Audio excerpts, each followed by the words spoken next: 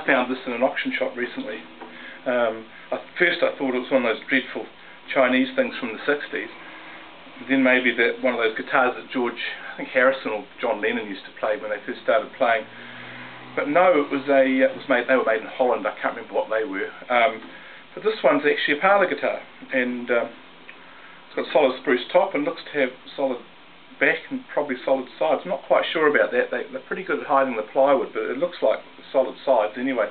And when I got it, I just thought I'd buy it to put on the wall, but yeah, I discovered pretty quickly that it was actually a reasonable player's guitar. I put a glass inside a mirror to see if I could find out who made it, and I think it's British. It looks very like a British one, but interestingly, the only thing I noticed was that the back struts were actually quite detached. So, and the tone at that stage, it was a wee bit woofy, but when we managed to put the struts back in and glue them back in, it's brought its full tone back, and it's got a 24-inch scale, so it's pretty much like playing a normal guitar, and it's got a big sound for a little one. It's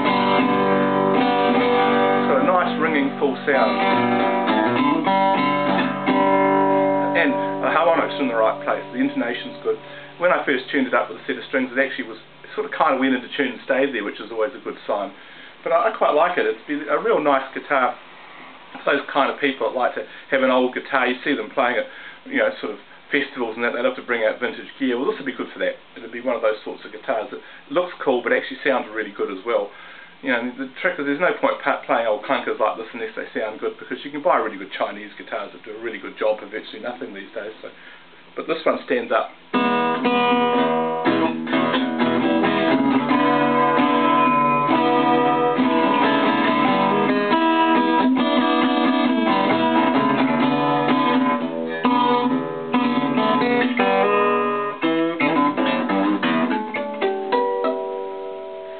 And the thing that really caught my attention was the beautiful bindings. If you see it on my Trade Me ad, which you can see the close-ups of the bindings, they're absolutely beautiful, and they're proper old-world bindings, not masticed in bits of abalone or anything.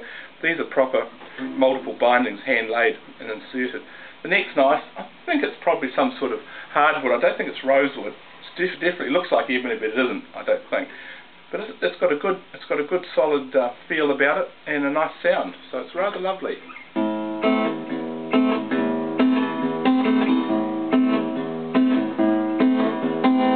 Lovely even sound.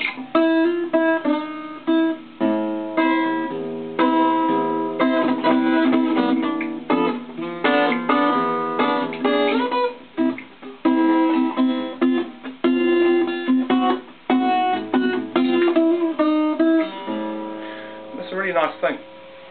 I'm not a great fan of these normally, but this one stacks up, and there's nothing falling to bits. It's lovely and tight on the neck. There's heaps of room if you want to lower the action a little bit, and it's pretty low as it is, and it's loud. It's just a really good guitar.